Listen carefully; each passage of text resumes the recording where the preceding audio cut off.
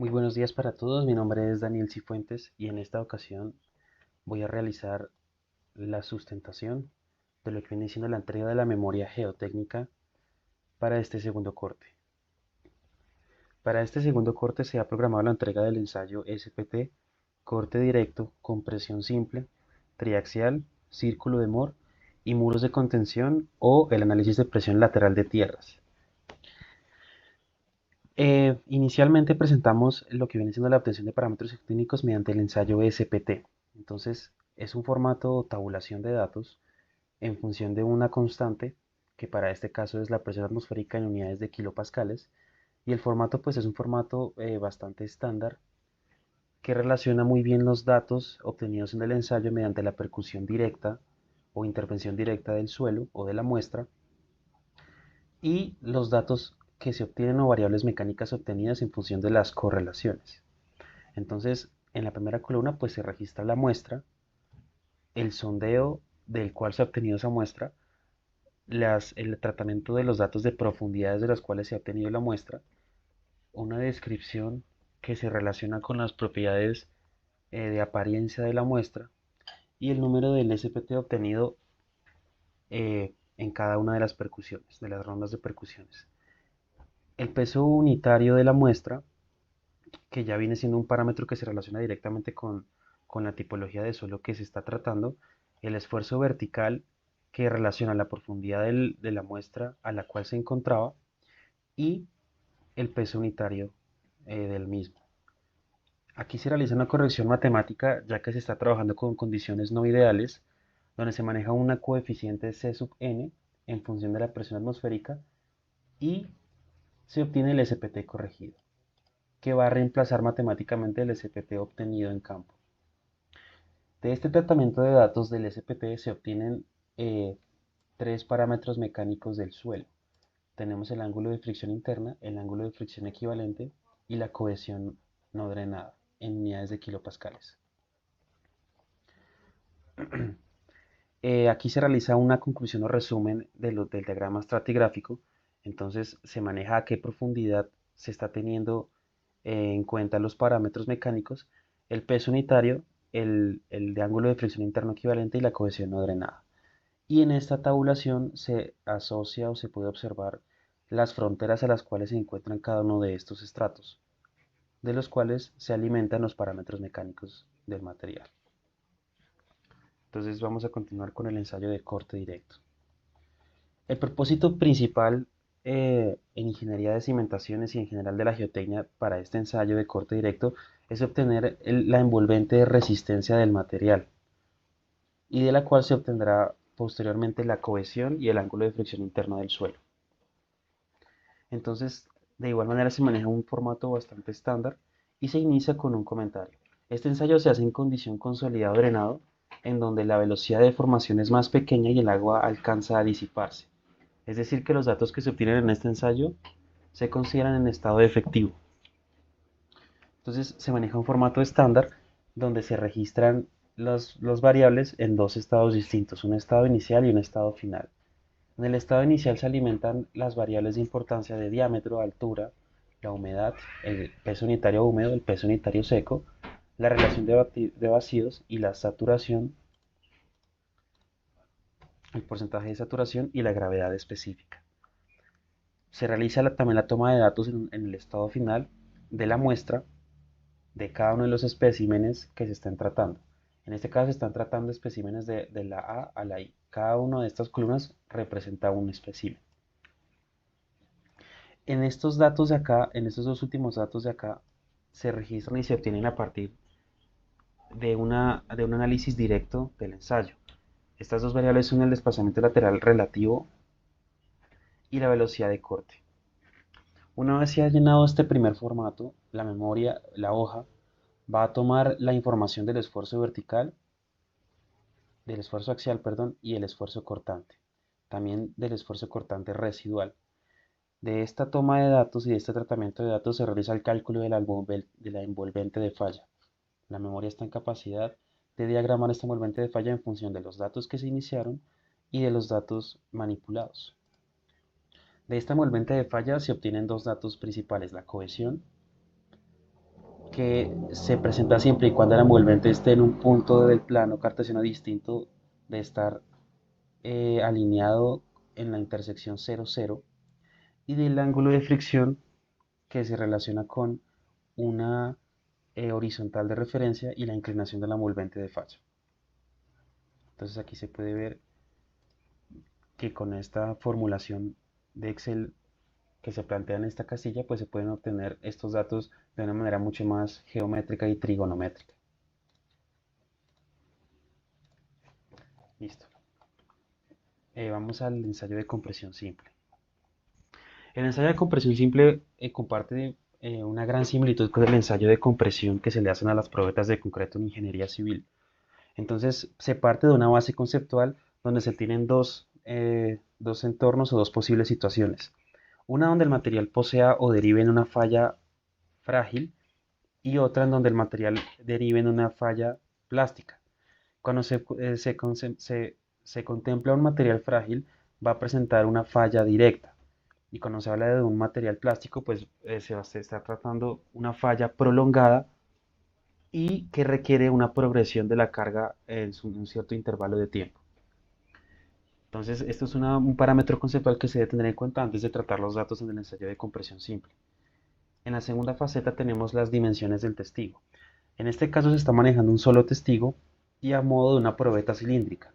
Como se trata de una probeta cilíndrica, los parámetros geométricos de importancia vienen siendo el diámetro y la altura de la muestra. Al estar tratando con condiciones no ideales, se deben tomar 3 veces como mínimo los datos de diámetro y la altura de la probeta. Aquí se realiza el promedio o análisis estadístico de esos datos para obtener un valor de referencia asociado al diámetro y la altura. Se calcula un área con esos datos obtenidos, por supuesto el volumen, la gravedad específica que viene siendo un dato anexo que no influye directamente dentro del tratamiento de los datos y cálculo del ensayo, el peso del suelo húmedo, el peso del suelo seco, el porcentaje de humedad que es calculado con estas dos variables y el peso unitario húmedo, así como el peso unitario seco. En este caso estamos hablando de una velocidad de deformación que se obtenía mediante el instrumento que se esté usando en ese momento de 0.98 milímetros por minuto. Y aquí esto da pie a la siguiente nota. Los parámetros son en estado no drenado debido a que la velocidad de formación es relativamente alta, lo que implica que no se le da el tiempo a que el agua se disipe posteriormente de la aplicación de la carga. Entonces esto ya pone unas fronteras de análisis una vez hayamos obtenido los parámetros mecánicos de importancia. Bien, aquí es donde se tabula la información obtenida por la instrumentación, que en este caso sería un dial de carga, y la prensa que va sometiendo la muestra a un estado de carga. Entonces se maneja una información de desplazamiento y de carga. Con estos dos datos podemos calcular la deformación obtenida, el área corregida y por supuesto el esfuerzo que relaciona la carga y el área corregida. En todo en unidades de kilopascales y de kilonewton. Por ende de kilonewton, perdón. Aquí se puede graficar en la curva de esfuerzo de deformación. Entonces tenemos el esfuerzo en unidades de kilopascales y la deformación. Entonces se puede notar que aquí en esta zona inicial se está desarrollando la zona elástica del material y con esta información se obtiene la conclusión de parámetros geomecánicos que se está buscando por la aplicación de este ensayo. El primer dato es la resistencia a la compresión última, que es la carga que experimenta la probeta antes de su estado de falla, la cohesión no drenada, el módulo de elasticidad que se obtiene al tratar la pendiente de esta zona elástica y el mismo módulo pero en unidades de megapascales. Ahora vamos con el ensayo triaxial. Aquí en esta parte del ensayo triaxial cabe recalcar que se obtienen los datos en condición consolidada o no drenada, consolidada, drenada, etc., siempre y cuando los datos estén acorde a la situación o estado de la muestra y por ende del suelo. Entonces aquí no hay como, en esta hoja presente no hay como una forma no se presenta una forma de automatizar esa referencia, sino depende netamente de cómo se están insertando los datos y en qué estado se insertan los mismos. Entonces, los valores que se presentan en color rojo son valores insertados por el usuario, como por ejemplo el área inicial de la muestra, el factor de deformación, el factor dial de carga y los datos que están en verde son parámetros calculados por la hoja. Por ejemplo, aquí se realiza la transformación de unidades de centímetros a pulgadas por un tema más de formato. Se tabula la información obtenida por el instrumento, la lectura del formímetro, el tiempo en el que se desarrolla cada uno de estos comportamientos, la lectura de la carga que se está aplicando, la deformación unitaria, la carga corregida, etc. Bueno, se calcula por supuesto el esfuerzo en unidades de libra por pulgada cuadrada y se realiza la relación entre el esfuerzo y la deformación unitaria, tal como lo muestraba anteriormente según la ley de Hooke o la ley de la mecánica de materiales. Entonces, como este ensayo se presta para ser analizado mediante otro formato que se conoce como el círculo de Moore, aquí se realiza la transformación de esos datos a un formato de este círculo de Moore. Entonces se tabulan tres variables de información, los grados, en radianes, el esfuerzo axial y el esfuerzo cortante. Entonces acá se calculan algunos componentes geométricos que demandan la información matemática para que sea posible la diagramación de este círculo y finalmente se grafica los esfuerzos en el plano de Otto Moore. Entonces aquí debo hacer una aclaración. Como estoy hablando del círculo de Moore, el círculo de Moore en la mecánica de suelos en general, en mucha de la mecánica bidimensional de los materiales, depende de dos diagramas para ser analizado. Primero, por supuesto, el comportamiento de la muestra, que vendría siendo el propio círculo, y el segundo, la envolvente de falla. Es decir, cuál es la capacidad de resistencia máxima del material cuando este está sometido a una serie de solicitaciones de carga o de condiciones específicas. En esta hoja de círculo de Moore se relacionan esos dos estados. Entonces aquí relacioné el ensayo triaxial y el ensayo de corte directo. Aquí esta gráfica pues no está dando coherente porque según la información que tengo acá, la condición de esfuerzo se está superando la envolvente de falla, pero esto es porque estoy utilizando información de muestras que no son del mismo medio, o sea, no son del mismo suelo. Por eso es que no da una información coherente.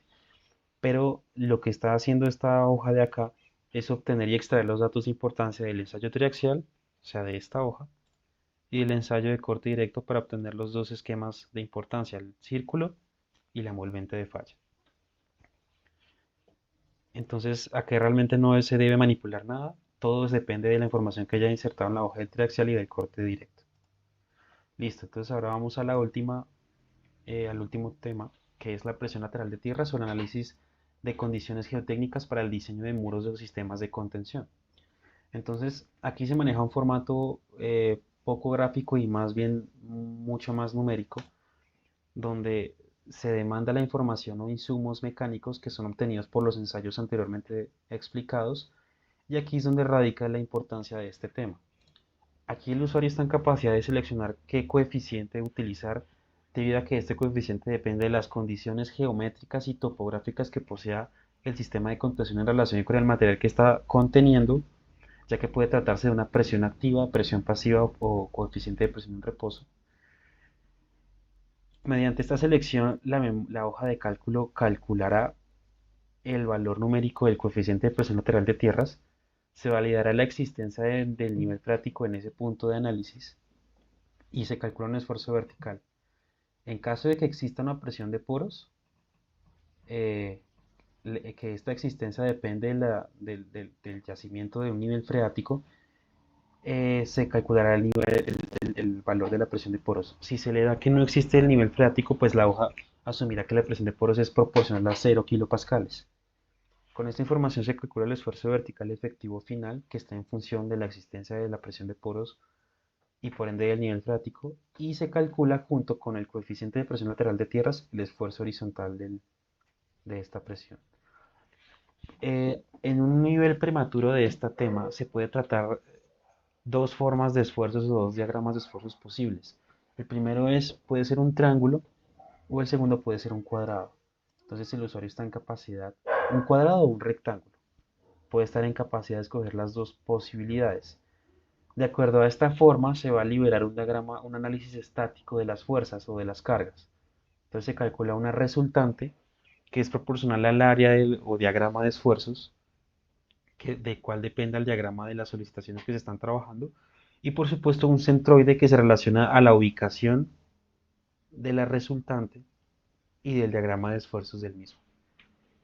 Como existen parámetros que requieren un promedio, un tratamiento de la media de la información, si se está hablando de un muro de contención que está albergando muchos estratos, pues aquí en esta parte de la hoja sencillamente se está calculando el promedio de lo que viene siendo el ángulo de fricción y la cohesión del material, ya que estos dos parámetros no varían desde un punto de vista de diseño, no deben variar en función del estrato, sino que se debe sacar es un promedio, ya que se relaciona con la interacción de los diferentes materiales que estén en el medio de contención en ese momento. Listo. Entonces eso sería todo por esta entrega. Muchas gracias.